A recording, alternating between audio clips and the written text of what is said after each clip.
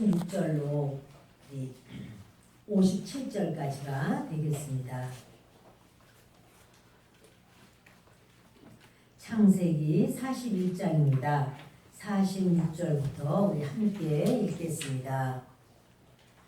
요셉이 애굽 왕 30세라 그가 바로 앞을 떠나 애굽 온 땅을 순찰하니 풍년에 토지 소출이 심히 많은지라 요셉이 애굽 땅에 있는 그 7년 곡물을 거두어 각 성에 저장하되 각 성읍 주위에 밭의 곡물을 그 성읍 중에 쌓아두매 쌓아둔 곡식이 바다 모래같이 심이 많아 세기를 그쳤으니 그 수가 한이 없음이었더라. 흉년이 들기 전에 요셉에게 두 아들이 나되 곧 온의 제사장 보디베라의 딸 아스낫이 그에게서 낳은지라.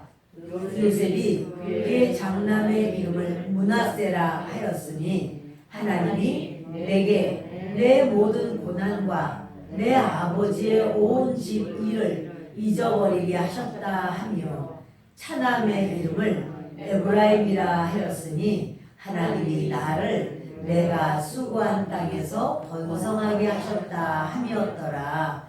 애굽 땅에 7배 풍년이 그치고 요셉의 말과 같이 7배 흉년이 들기 시작하며 각국에는 기근이 있으나 애굽 온 땅에는 먹을 것이 있더니 애굽 온 땅이 굶주림에 백성이 바로에게 부르짖어 양식을 구하는지라. 바로가 애굽 모든 백성에게 이르되 요셉에게 가서 그가 너희에게 이르는 대로 하라 하니라. 온 지면에 기근이 있음에 요셉이 모든 창고를 열어 애굽 백성에게 팔세 애굽 땅에 기근이 심하며 각국 백성도 양식을 사려고 애굽으로 들어와 요셉에게 이르렀으니 기근이 온 땅에 심함이었더라. 아멘.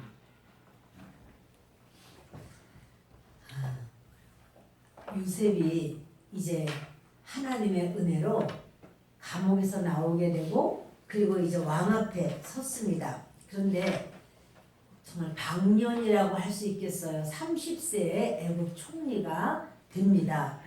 그렇지만 요셉이 환난을 많이 겪었고 연단을 많이 겪어서 그 가운데 하나님의 지혜를 알게 되고 이제 그가 하나님을 신뢰하고 의지하고 믿는 믿음이 견고해졌습니다. 그랬기 때문에 성공의 자리에 올라가도 그 성공을 오래도록 지킬 수가 있었습니다.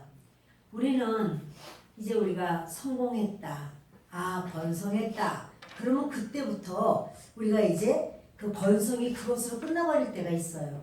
그런데 요셉이 성공을 하고 정말 이 사회에서도 높은 지위로 올라갔지만 그는 수많은 삶의 우여곡절 가운데서 지혜를 얻은 거죠. 지혜를 얻어서 그가 이제 어떠한 그런 총리의 자리에 올라갔다 할지라도 그가 항상 하나님만 의지하고 겸손하고 또 하나님 앞에 지혜를 구하고 이를 어찌하오리까 이렇게 하나님께 응답을 받고 이렇게 나아가는 요셉이 결국은 하나님 앞에 이렇게 인정을 받고 모든 사람들도 인정할 수 있는 그러한 위치로 계속 자리매김을 하게 됩니다. 우리 46절을 다시 한번 읽겠습니다. 요셉이 애굽 땅 바로 앞에 설 때에 30세라 그가 바로 앞을 떠나 애굽 온 땅을 순찰하니 아멘. 이제 그가요 총리로 임명받았어요.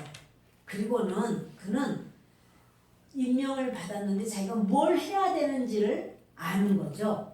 일단 애굽 온 땅을 다 순찰하면서 상황을 파악해야 돼요. 어디가 얼만큼 사람이 많이 살고 있는지 또 농토는 어떤지 그 지역의 특성은 어떠한지 이걸 다 알아야 돼요. 열심히 자기의 일을 감당합니다. 우리가 이 전신갑주 입을 때 보혈의 속옷을 입습니다. 그리고 열심의 겉옷을 입습니다. 열심의 겉옷을 입죠. 이 열심, 우리가 하나님의 열심을 가져야 되는데 그 열심이 저도 여러분도 우리의 모든 가족들도 그 하나님의 열심이 충만하기를 바랍니다. 높은 자리에 올라와서 해야 될 일은 많은데 그런데요 인간의 그 열심은요 꺾어질 때도 있고 또 필요하지 않은 것에 막 열심을 부리고 정작 해야 될 것에 대해서 이렇게 정말 순전하게 최선을 다하지 못하는 경우가 있어요. 그런데 요셉을 하나님께서 깊고 깊은 감옥 속에서 훈련하실 때 요셉이 그곳에서도 하나님의 열심의 겉옷을 입고 그 모든 죄수들을 다 섬겨요. 여러분 그 열심이 있을 때 이제 자기가 총리가 되어도 그런 하나님의 열심의 겉옷을 계속 입고 최선을 다하는 거죠. 처음에는 이렇게 열심히 취업을 하거나 그럴 때 열심히 할 수 있지만 그것이 계속해서 열심으로 나아갈 수 있는 것은 하나님의 그 열심의 겉옷을 입어야 할 줄 압니다. 우리가 이사야서 59장 17절을 좀 보도록 하겠습니다. 이사야서 59장 17절입니다. 함께 읽겠습니다. 공의를 갑옷으로 삼으시며 구원을 자기의 머리에 써서 툭으로 삼으시며 보복을 속옷으로 삼으시며 열심을 입어 겉옷으로 삼으시고 아멘. 우리가 이제 이렇게 하나님 앞에 전신갑주를 입습니다 할 때랑 겹치는데 여기 맨 마지막 부분에 열심을 입어 겉옷으로 삼으시고 하나님의 열심의 겉옷을 항상 입고 그 열심으로 그러니까 아이고 뭐 열심의 겉옷이 뭐야 여러분들이 이렇게 전신갑주를 입을 때 하기는 하는데 이거 뭐지 이러실 수가 있을 것 같아요. 그거 하나씩 우리 말씀 나누면서 나올 때마다 우리가 그것을 한번 보도록 합니다. 보면 우리의 모든 믿는 우리들뿐 아니라 어린 아이들도 하나님의 열심이 있어야 돼요. 그들이 하나님의 열심이 있으면 자기가 하는 일에 최선을 다하는데 이제 그 열심이 아니라 게임에 열심이 있고 또 다른 어떤 웹툰에 열심이 있고 어릴 때부터도 이렇게 합당하지 않은 것에 너무나 열심을 내는 경우가 있죠. 그러나 우리가 항상 기도하듯 우리는 하나님이여 하나님의 열심의 겉옷을 입기를 원합니다. 저는 하나님의 열심의 겉옷을 입습니다. 이렇게 날마다 우리가 전신갑주를 입는 거예요. 여러분 때로 어떤 분은 무기력증에 빠져가지고 다 하기 싫어. 이것도 못하겠어. 저는 생각도 안 해봤어. 그리고는 우울증에 빠져가지고 그냥 또는 공황장애에 빠져서 막 두려워만 하면서 이럴 수가 있어요. 얼마나 안타까워요. 그런데 그래서 우리는 하나님 앞에 이제 우리가 보혈의 속옷을 입습니다. 이렇게 보혈로 우리의 세포마다 전부 가득 차면서 악한 것들은 그곳에 같이 있지 못하는 보혈의 속옷을 입습니다 하면서 그 다음에는 속옷 입었으니까 겉옷을 입는데 어떤 겉옷이요? 하나님의 열심의 겉옷을 입습니다. 이러면서 그런 어떠한 연약함이 우리를 사로잡지 못하고 악함이 우리를 끌고 가지 못하고 세월을 허비하는 그러니까 이 방탕에 빠지지 않고 우리 하나님의 열심으로 달려갈 수 있는 그것은 하나님의 열심의 겉옷을 우리가 다 입고 나아가기를 날마다 우리 일어나면 날마다 옷을 입지요. 그것처럼 우리 영적으로도 하나님 열심의 겉옷을 입습니다. 여러분 이러할 때 우리가 직장에 가든 또는 공부를 하는 상황이든 무엇을 하든지 간에 그것에 대한 열심 그래서 그 열심이 있어야 되는데 우리는 또 지금 에베소서를 쓰고 있습니다. 손성경으로 다 성도님들이 쓰는데 이거 쓰다가 뭐하면 에이 그냥 이번 거는 그냥 포기하고 다음에는 할까? 왜냐면 열심의 겉옷 입어야 돼요. 그래서 여러분들이 다 열심의 겉옷을 입기를 원하는 겁니다.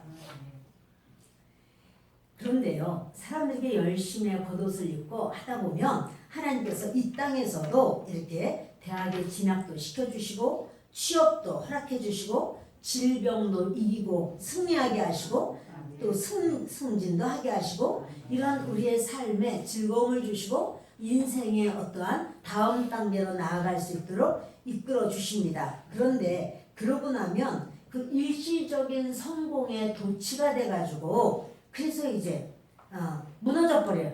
그 다음에는 그런 성실함과 그 신실한 하나님의 열심의 겉옷이 아니라 내 생각의 겉옷을 입고 내가 원하는 대로 움직이다 보니까 이제 그들이 그 성공이 무너져 버릴 수가 있습니다. 그런데요, 성공을 했어. 예, 내가 취업을 했습니다. 대학에 합격을 했습니다. 그러면 그 성공 후에 또 성공으로 이어져야 될 줄 믿습니다. 그게 창성이에요. 한 번에 그 발판을 딛고 올라갔어요. 근데 그러고 난 다음에는 이제 때로 그런 경우가 있잖아요. 그렇게 열심히 공부를 해가지고 대학 들어갔어. 그 다음부터는 나도 좀 놀아야 돼. 내가 고등학교 때 얼마나 애를 쓰고 내가 고생해서 그게 이제부터 내가 놀아야 돼. 이렇게 노는 경우가 있단 말이에요. 그러면 그 대학의 문턱까지는 올라섰지만 그 다음에 더 번성하고 더 창성할 수 있는 기회를 놓쳐버릴 수가 있어요.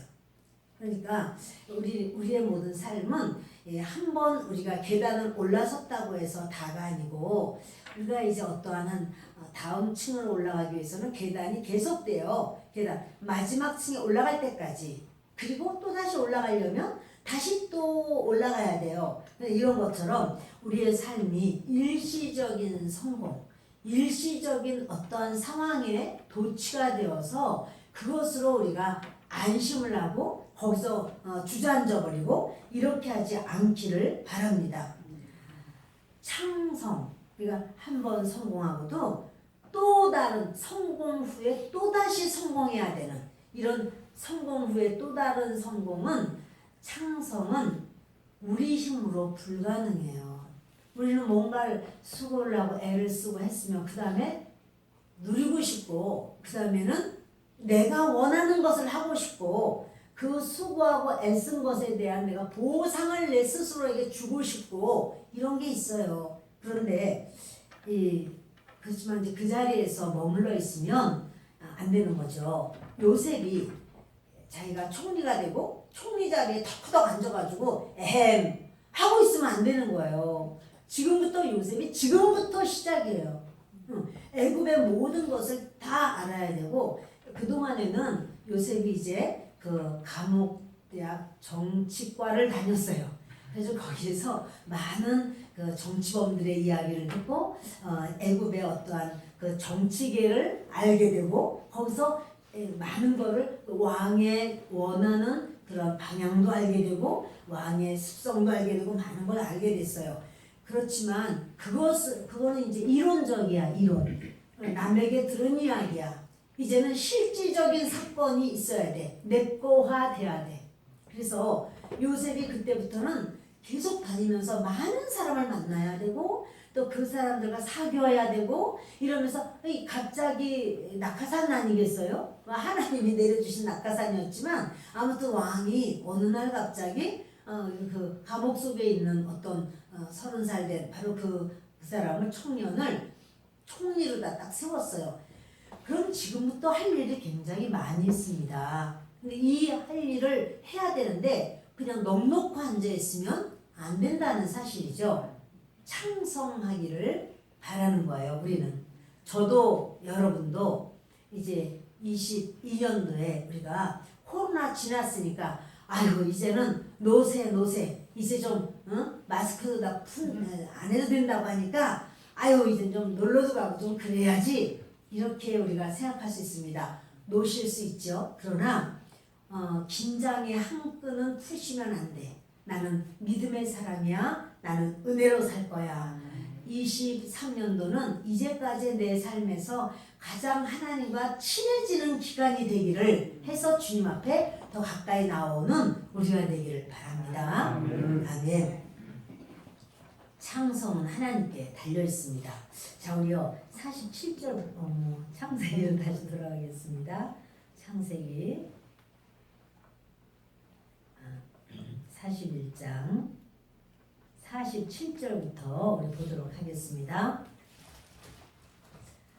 7해 풍년에 토지 소출이 심히 많은지라 요셉이 애굽 땅에 있는 그 7년 곡물을 거두어 각 성에 저장하되 각 성읍 주위의 밭의 곡물을 그 성읍 중에 쌓아두매 쌓아둔 곡식이 바다 모래같이 실이 많아 세계를 그쳤으니 그 수가 한이 없었음이더라. 아멘. 이제 7년의 엄청난 풍년을 누리게 됩니다. 요셉은 이 7년을요 한결같이 흉년을 준비하기 위해서 예비하는 그런 적용을 해요. 이 복음을 들었어도 잘 되는 일이 자꾸만 생기면 절제가 잘 안 돼요. 겸손이 잘 안 돼요. 나도 좀 뭘 잘한 것 같아 이런 생각이 스멀스멀 올라올 수가 있어요. 그래서 그리고 또 눈에 보이는 현실이 너무나 중요해서 장차올 환난과 흉년을 예비를 못한다는 사실이죠. 이 장차올 흉년을 예비하라고 주님이 풍년을 주신 건데 오늘의 우리의 건강이라고 하는 건강의 풍년, 물질의 풍년 또는 인간관계의 풍년, 내 모든 삶에 하나님께서 이렇게 그 가정의 그런 사랑의 풍년 이런 어떤 풍년이 모든 것이 좋아 감사해 이렇게 된 거는 흉년의 때를 예비하고 준비하기 위하여 하나님께서 허락하신 것이죠. 그런데 그 풍년의 때에 내가 준비해야 될 것을 준비하지 못한다면 이건 참 답답한 거예요. 왜냐면 흉년이 들었을 때 나는 그런지 몰랐지. 그렇게. 근데 여러분 그런 말을 전 너무나 많이 듣게 돼요. 이게 성도님들 가운데서 대화를 해보면 돈은 항상 있는 건 줄 알았어요. 건강은 항상 있는 건 줄 알았어요. 나는 내 주변에 우리 가족들 또 내 주변에서 나를 돕고 나를 사랑하고 있는 모든 인간관계 이런 모든 것이 항상 그런 줄 알았어요. 근데 그런 것이 흉년을 딱 만날 때가 있는 거예요. 근데 그 흉년에 그래서 이제 그 흉년의 때를 근데 참 감사한 거예요. 제가 볼 때는. 왜냐하면 그런 환난과 연단과 흉년을 만나면서 사람이 겸손해지고 그리고 사람이 다른 사람을 이해하게 되고 그리고 나의 진짜 연약한 그 죄를 하나님께 진실로 고백하게 되고 이런 참 유익한 점이 많이 있습니다. 그래서 사실 이제 자녀를 키우면서도 이 자녀들에게 흉년의 때를 예비하여 일을 시키는 것이 당연해요. 결혼한 다음에 너는 어차피 부잣집 아니면 시집을 안 보낼 거다. 그러니까 너는 물에 손도 묻히지 말고 하여튼 그런 사람 아니면 안 될 거다. 요즘 엄마들은 그런 사람 드물지만 예전에는 그런 경우가 많이 있었어요. 그래서 이제 그 손에 물도 안 묻히게 하고 정말 걸레 한번 빨아보지 않게 하고 이러고는 걸레가 뭐야 자기 옷도 잘 세탁 그때는 다 비벼서 빨았는데 안 하게 하고 이러면서 가니까 그때부터 이걸 어떻게 하는데 엄마 밥 어떻게 해 이래 전화하고 이런 경우가 웃지 못할 일이 있는 거예요. 그런데 항상 생각해야 돼요. 저희 어머니가 항상 그런 말씀하셨어요.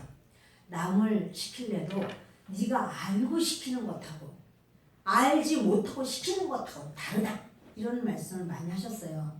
근데 저는 지혜가 없어가지고 내가 알아서 그때 되면 다 해요 이렇게 까불었어요. 근데 알기는 몰라. 아무것도 모르지. 그래서 흉년의 때를 만났을 때 이제 결혼과 더불어서 부모님을 신부모님을 모시고 살아야 되는 거예요. 아무것도 할 줄도 모르면서. 그리고 얼마나 고생을 하는지 말할 수 없어. 근데 진작에 그런 거를 즐거이 하는 흉년을 내가 좀 경험했더라면 고생인지 몰랐을 텐데 안 하다가 하니까 고생이 갑절갑절 제곱제곱이 되는 거예요. 근데 여러분 우리의 모든 삶에 흉년이 있을 수가 있어요. 근데 그것이 저에게 굉장히 유익이었죠. 그렇게 함으로써 어떻게 해야 되는구나 하는 걸 알게 됐고 깨닫게 됐고 그리고 이렇게 밥상 한 번 차려지는 게 어마어마한 수고로 인한 것이로구나 이런 것도 알게 됐고 날마다 이런 삶이 반복되는데 우리 어머니나 할머니나 수많은 아주머니들이 어떻게 이런 일을 다 감당을 하고 살았을까 하고 놀랬고 그러나 이제 그러면서 이걸 어떻게 하면 잘 감당할 수가 있을까 그래서 이제 막 생각을 하면서 하게 되니까 이제 깨달음도 생기고 지혜도 생기고 어차피 이건 내가 해야 되는 거로구나 이제 이렇게 처음에는 날마다 이걸 해야 되다니 이렇게 생각했지만 이제 깨닫는 거예요. 이걸 어차피 할 거라면 내가 이걸 어떻게 하면 잘하고 짧은 시간에 제대로 하고 이거를 통과해서 이제 내가 하고 싶은 일도 할 수 있으면서 이렇게 하는가 뭐 이런 생각도 하잖아요. 환난, 고난, 고통, 문제가 사람을 하나님을 많이 바라보게 하고 또 다른 사람을 이해하게 하고 또 그 지혜를 얻게 하는 그러한 과정이 되는 줄 믿습니다. 풍년 중에 흉년같이 산다면 어떠할까? 풍년이라도 흉년같이 산다면요 정작 흉년이 와도 어렵지 않아요. 돈이 많아. 그런데도 흉년같이 살아. 절제하고 또 아끼고 또 연약한 자는 나눠주고 이렇게 풍년이지만 흉년으로 살아. 그러면 정작 흉년이 왔다 할지라도 두렵지 않아요. 나 원래 흉년으로 잘 살았는데 뭐. 여러분 우리의 삶이 그러니까 풍년으로 나 평생 풍년으로만 살았는데 이렇게 흉년이 웬 말이냐 이러면 그 사람은 굉장히 힘들어져요. 이제 그 어떠한 그 체감온도라는 게 있잖아요. 뭐 서울이 17.3도까지 내려갔어요 지난번에. 그런데 사람들이 느끼는 추워 느끼는 거는 뭐 한 영하 25도 막 이렇게 느끼는 거예요. 체감온도라는 게 있어요. 그것처럼 아직 그래도 뭔가가 있고 이렇지만 예전 같지 않아라고 하는 흉년이 왔을 때 풍년의 때만 생각하면서 예전에 사람들이 나한테 다 잘해줬는데 예전 같으면 내가 이럴 때는 그냥 싹 밖에 나가서 막 쇼핑 한바탕 하고 예전 같으면 뭘 했는데 이랬는데 저랬는데 여러분 이런 생각을 많이 한다면 참 안타깝죠. 그렇다고 금방 풍년이 오는 것도 아닌데 그 풍년의 때 그러니까는 누군가가 옆에서 참 잘해주려고 그래. 애써주고 이렇게 돌봐주고 그러면 여러분 그 사람 그 관계 속에 풍년이 있는 거예요. 자, 풍년의 때 어떻게 하라고요? 풍년의 때 흉년처럼 살아라. 그럼 그 사람한테 어떻게 해요? 고맙게 여겨야 되죠. 그리고 가난한 마음으로 인정해야 되고 그리고 나도 그렇게 대접하고 같이 그렇게 하면 이제 참 좋을 텐데 그 풍년으로 나한테 잘 대접을 해주는데 내가 그런 것을 아주 마땅히 여겨서 풍년처럼 내가 막 도도하게 막 이렇게 함부로 해요. 그럼 이제 드디어 흉년을 맞이하게 되는 거예요. 그렇게 관심을 갖고 돌보고 이제 이것이 점점 끊어져 버리는 거예요. 그럼 그때서야 사람이 달라졌어 이렇게 생각하면서 이제 그렇겠지만 그때는 너무나 늦어진단 말이에요. 사랑하는 여러분 그렇습니다. 우리가 모든 것이 잘 나갈 때는 누구나 하나님을 잊어버리기가 쉽습니다. 돈이 잘 벌리고 자녀가 잘 되고 그것이 창성의 전부가 아니라는 사실이에요. 지금 이 요셉은요, 그 자기가 감옥에서 나오고 총리가 되고 그것이 창성의 전부가 아니라는 걸 알아요. 우리의 삶도 요것만 좀 잘 됐으면, 이 문제만 좀 해결됐으면, 뭐만 좀 어떻게 됐으면 이러지만 그 뒤가 더 중요하고 그 뒤는 더 우리가 관심을 갖고 또 애를 써야 될 상황이 있다는 사실입니다. 그러므로 우리는요, 날마다 생활 예배를 잘 드리고 또 교회 공동체에 잘 붙어 있고 이런 적용을 잘 하면 갑작스런 그 고난에도 우리가 이제 그 고난을 고난으로 안 여기고 창성할 수가 있다는 사실이에요. 원칙을 잘 지키고 내실을 다져가고 이러는 한 해가 되기를 바랍니다. 50절부터 좀 읽겠습니다. 50절. 흉년이 들기 전에 요셉에게 두 아들이 나되 곧 온의 제사장 보디베라의 딸 아스낫이 그에게서 낳은지라. 요셉이 그의 장남의 이름을 므낫세라 하였으니 하나님이 내게 내 모든 고난과 내 아버지의 온 집 일을 잊어버리게 하셨다 하며 차남의 이름은 에브라임이라 하였으니 하나님이 나를 내가 수고한 땅에서 번성하게 하셨다 함이었더라. 아멘. 드디어 그 요셉이요 그 고통을 잊어버리게 되는 상황이 됩니다. 그래서 그 50절을 보니까 이제 흉년이 들기 전에, 그러니까 7년 풍년 가운데 요셉이 두 아들을 다 낳게 돼요. 그래서 온의 제사장 보디베라의 딸 아스낫, 그 이제 왕이 아내를 줬어요. 그러니까 사실 요셉은요 수동적인 삶이라고 볼 수 있어요. 자기가 그 애굽에 오고 싶어서 온 거 아니에요. 하나님께서 그런 어떤 형들에게 팔림을 당해서 오게 하셨고, 또 그 결혼도 내가 좋아하는 여자랑 결혼했어요? 아니요.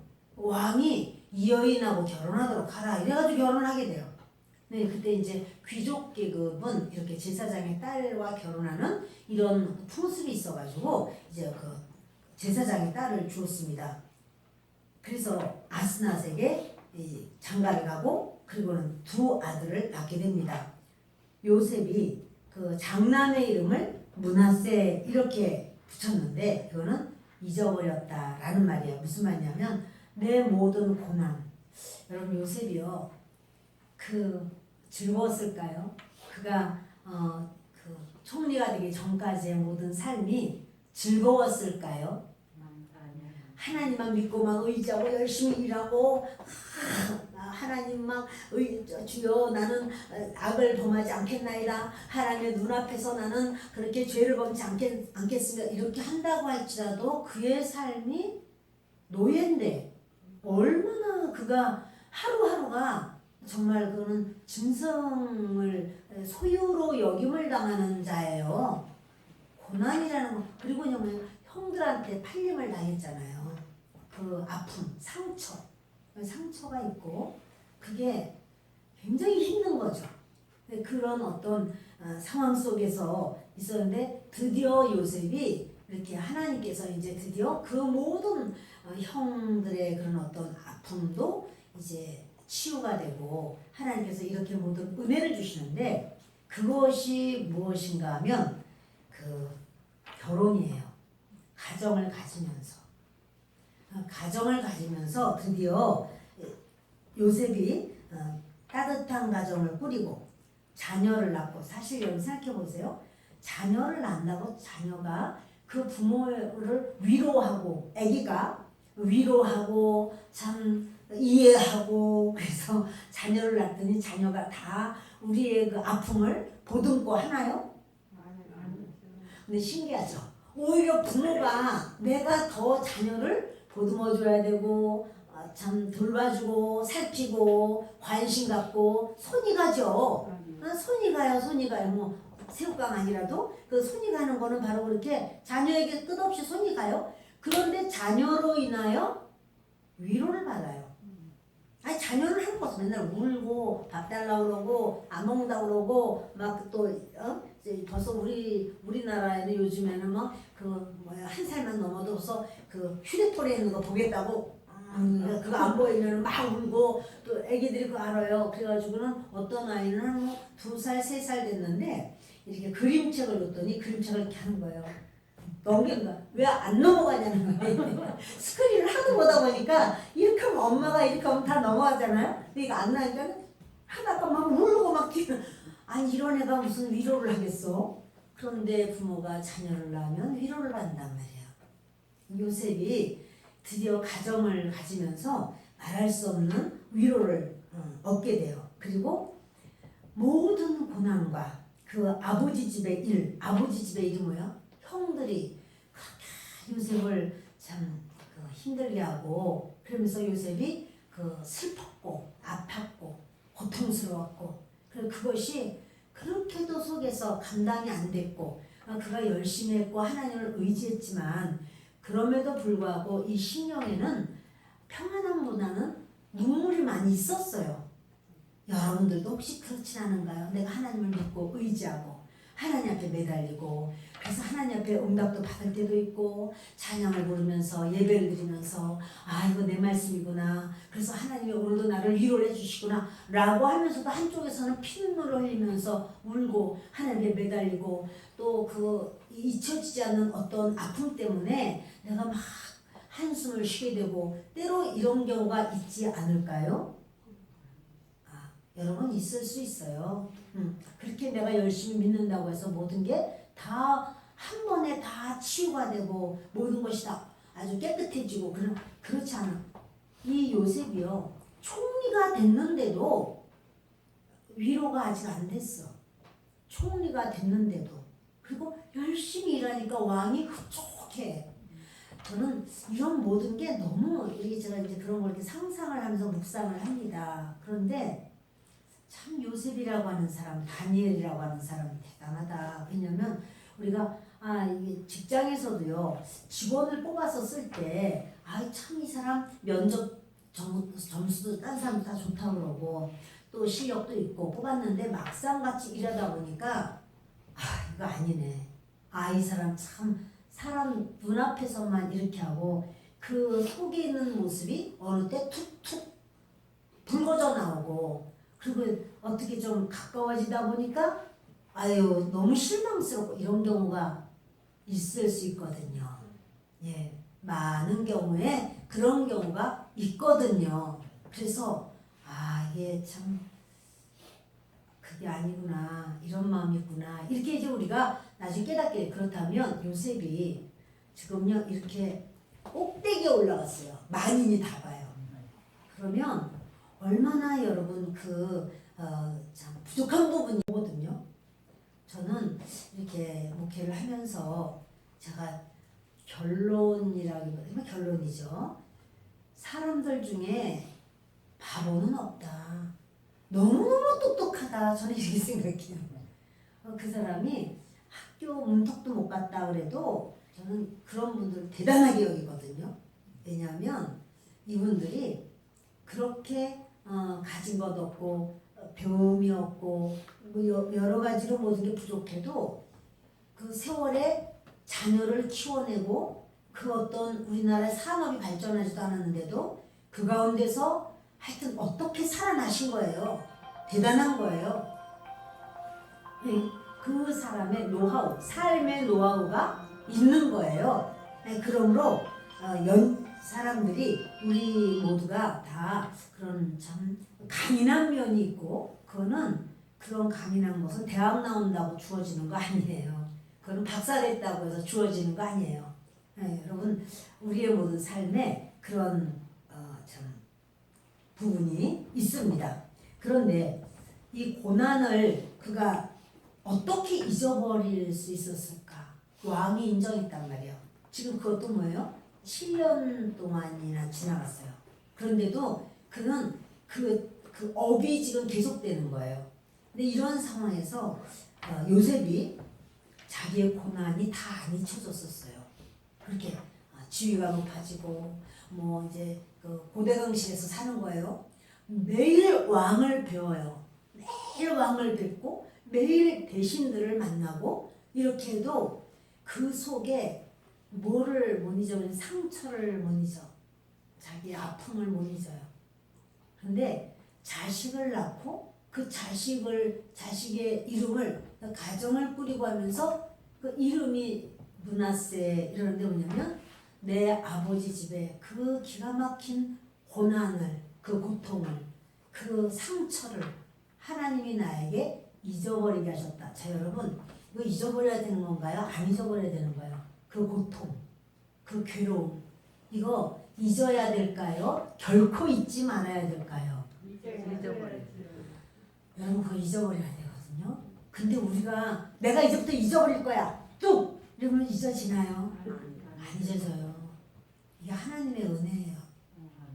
여러분들에게 그러한 아픔과 고통이 있다면 주 예수 그리스도께서 그 고난을 다 잊어버리게 하시기를 예수님의 이름으로 축원합니다. 여러분들이 그 아픔이 있으면 그 사람이 겉은 멀쩡한데요.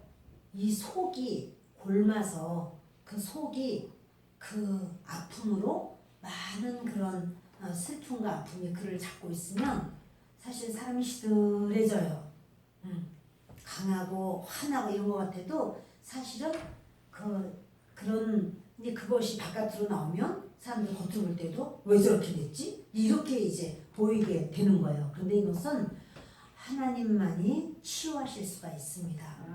이것이 치유되기를 바랍니다. 그리고 우리가 이제 여러 가지를 하죠.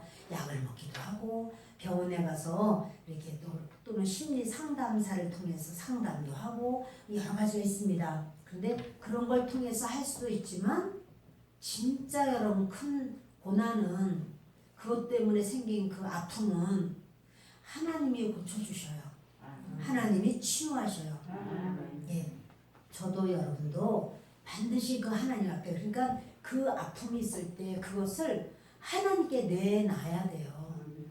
하나님 앞에서 그 문제를 해결해 달라고 여러분 하루 응답 못 받으면 열흘 응답 못 받으면 한 달 못 받으면 1년 못 받으면 2년 하나님께 계속 그걸 내놓으세요.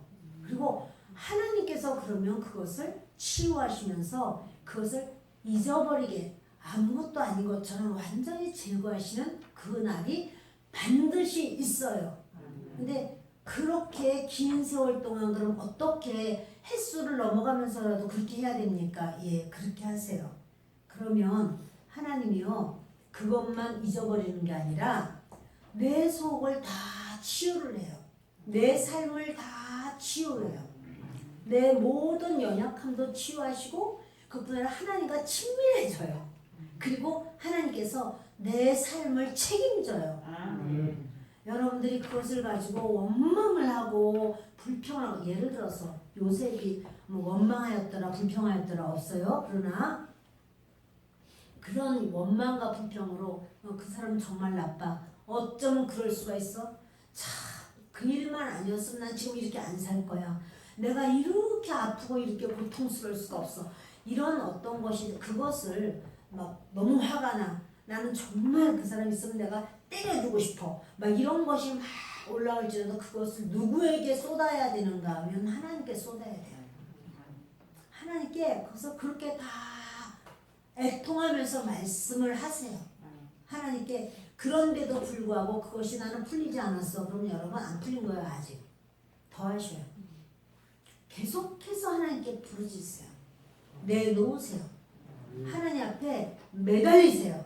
의지하세요. 여러분 그런데 하나님이 그걸 낫게 하셨는지 아닌지 몰라요. 아니요 알아요. 정확해요. 하나님께서 완전히 그 잊어버리게 하시는 그것은 정확해요. 그래서 그 슬픔을 그 아픔을 그것을 다시 끄집어내려도 없어졌어요. 여러분 하나님은 그러신 하나님이에요. 내가 그 아픔을 당했고 그렇게 고통을 당했습니다 라고 할지라도 그것을 다시 그것에 대해서 끄집어내려고 해도 없어요. 하나님의 역사는 그렇게 되는 거예요. 그러니까 하나님께 그 문제를 사실은 하나님 앞에 내놓는 것보다 완벽한 건 없고 하나님께 내놓을 때 하나님이 나를 고쳐요. 내 속에 그것으로 인한 열등감이라든지 수치심이라든지 아픔이라든지 그 원망 불평이라든지 하여튼 여러 가지 한두 개가 아니거든요. 그로 인해서 열등감 그러니까 뭐냐면 이렇게 어떠한 자기 정체성이 막 낮아지는 거예요. 이런 거 여러 가지가 있는데 이런 모든 것을 주님이 다 만지신단 말이에요. 주님과의 관계 속에서 승리하시기를 바랍니다. 참 이래서 가정은 참 중요해요. 그 자신이 겪는 그 고통스러운 경험이 있는데 그걸 쿨하게 생각하려고 아유 뭐 그럴 수 있지 뭐 나는 그거 아무렇지도 않게 생각해. 여러분 이런다고 되는 거 아니에요. 말은 그렇게 해도 그렇게 한다고 되지 않아요. 이걸 나는 이제 뭐 괜찮아 뭐 이렇게 애쓰고 또는 이런 어떠한 그런 아픔이나 또는 외로움이나 이런 것을 막 이겨보려고 막 참아. 나는 막 이럴 때 참아 그냥 막. 여러분 사람이 참는 것도요 그렇게 악을 써가지고 참는 게 안 돼요.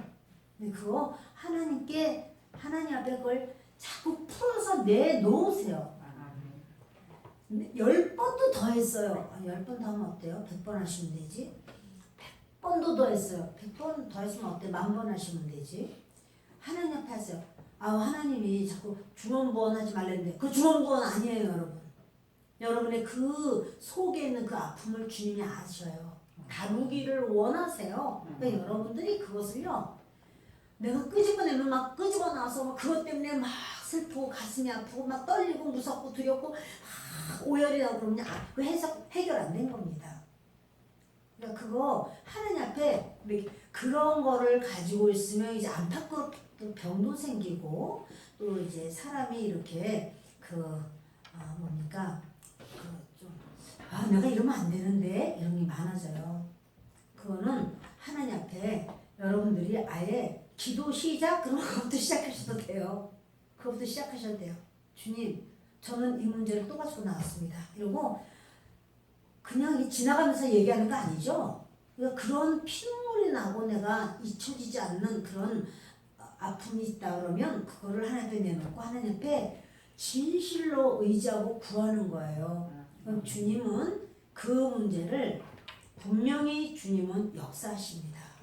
해결하십니다. 그리고 여러분들은 영적으로 다음 계단으로 올라설 거예요. 깨닫게 돼요. 참 요셉이 하나님께서는 그런 악순환에 빠지지 않게 하시는 거예요. 내가 막 강제로 이를 악물고 참고 여러분 그러다 보면 트라우마 이런 거 있어요. 형 비슷한 사람 시므온이 제일 힘들게 했던 형 같거든요. 시므온 같이 생긴 사람만 보면 막 화가 버럭 나는 거죠. 시므온 스타일로 말을 하거나 그러면 그런 사람만 보면 막 자기도 모르게 소리가 한번 나가는 거죠. 왜냐면 그 시므온에 대한 어떠한 것이 풀리지 않았어. 막 트라우마가 막 생겨서 여러분 이럴 수 있어요. 그런데 하나님께서는 이제 잊어버리게 하시는 그 은혜를 주셨어요. 그래서 그 큰아들 이름을 므낫세. 이 큰아들을 앞서는 잊어버리게 된 것 같아요. 하나님의 그 치료와 위로를 다 받게 됐어요. 그리고는 둘째 아들을 낳았을 때는 이제 너는 이렇게 보십시다. 큰아들 낳게 됐죠. 자 시작. 차남의 이름을 에브라임이라 하였으니 하나님이 나를 내가 수고한 땅에서 번성하게 하셨다 함이었더라. 자기가 그렇게 정말 애를 쓰면서 했는데 이제 창성의 은혜를 주셔요. 그래서 요셉이 울면서 애굽으로 들어왔어요. 근데 이제는 가장 높은 데서 웃으면서 사람들을 만나고 자녀들을 낳게 되는 이런 상황이 되었습니다. 부부가 자녀를 낳으면서 쓴뿌리와 상처를 치유받게 되고 그런데 우리는 이제 그러면 목사님 그렇게는커녕 결혼하면서 나는 쓴뿌리가 얼마나 많이 생겼는지 몰라요. 행여나 그런 분이 계실 수도 있죠. 나 결혼하기 전에는 쓴뿌리 같은 거 하나도 없었어요. 근데 결혼하면서 쓴뿌리 또 뭐 이렇게 상처, 아유 나 정말 말로 할 수가 없어요. 이런 경우도 있을 수 있겠죠. 그래서 주님은요, 하나님의 가족, 하나님의 가정, 그게 교회예요. 그리고 이 하나님의 교회 공동체에 들어와서 이제 너희가 영적인 자녀를 낳아라. 영적인 자녀. 전도하고 그 자녀를 키우고 이러면서 양육하고 이러면서 이제 우리의 마음에 쓴뿌리를 제거하고 창성케 하는 그 기쁨, 그 역사가 있기를 바랍니다. 참 진정한 행복은 감옥에서 나와서 총리 되는 것이 아니고 미워하는 사람을 다 용서하고 드디어 이제 요셉은요 미워하던 자기의 그런 형 중에서 그런 사람들 다 용서하고 이제 참 자유를 누리게 돼요. 이러한 것이 바로 요셉에게는 아주 참 가장 창성하다라는 말을 붙일 수가 있겠습니다. 다 하기가 시간이 좀 그렇습니다. 다음에 연결해서 하도록 하겠습니다. 저도 여러분도 저는 오늘 이런 말씀을 드리기를 원합니다. 우리 마음에요. 요셉처럼 그 형제들이 인신매매를 해버리고 그리고 요셉 앞에서 쩔렁쩔렁 은화를 받고 은 20냥에 아직 어리기 때문에 예수님은 30냥에 팔렸는데 아직 어리기 때문에 20냥밖에 못 쳐준다는 거예요. 20냥에 팔았어요. 그래가지고 그거를 10명의 형들이 야 1인당 2냥씩 갖자 이래가지고 다 2냥씩 전부 10명이 나눠 가져요. 그러면서 잘 먹어라 이놈아 이러고는 떠나보내요. 자, 이 기가 막힌 빈정거리면서 농담처럼 막 하지만 요셉의 그 상황은 최악의 상황이죠. 너무나 두렵죠. 그래서 막 착고에 채워서 벌거벗겨서 막 온갖 수치를 다 당하면서 이렇게 가는 그 요셉이 이게 막 그 슬프고 아프고 힘들었던 것이 아주 영화 필름처럼 머릿속에 꽉 찼는데 하나님이 그럼에도 불구하고 하나님 앞에 의지하고 매달리고 그래도 해결되지 않는 어떤 것이 있었던 거예요. 근데 그 가운데 하나님이 이제 요셉에게는 가정을 깨어진 가정에서 왕따를 당했잖아요. 근데 이제 새로운 가정을 하나님 주시면서 그곳에서 요셉을 바로 세우는 그러면서 요셉이 다 잊어버리고 진정 창성케 되는 이제 하늘을 바라보고 웃을 수 있고 사람들을 바라보고 웃을 수 있는 그 놀라운 은혜를 요셉이 체험합니다. 저도 여러분도 우리 하나님은 이렇게 그 사람에게 있어서 어떠한 사람마다 다 다르죠. 상황이. 그런데 다른 사람은 낄낄낄 웃는 그 분양받았네 이러고 웃는 일이 그 사람에게는 정말 감당할 수 없는 그런 아픔이 될 수가 있어요. 근데 그것을 누구에게 우리가 이것을 해결받을 수 있는가? 요셉이요. 그 형하고 단판져서 해결 안 받았어요. 그걸 자기가 이제 총리 되자마자 자기네 집으로 뛰어 올라가가지고 다 나와. 내가 총리거든? 이렇게 한 것이 아니고 그가 그 형들 중에서 누굴 한 것이 아니라 하나님 앞에서의 주님의 도우심, 밀어주심, 주님의 그 역사하심을 그가 이제 받은 거예요. 그게 완벽해요. 그게 합당해요. 저도 여러분도 그런 완벽한 하나님의 역사하심을 체험하는 역사가 있기를 바랍니다. 기도하겠습니다. 고마우신 아버지.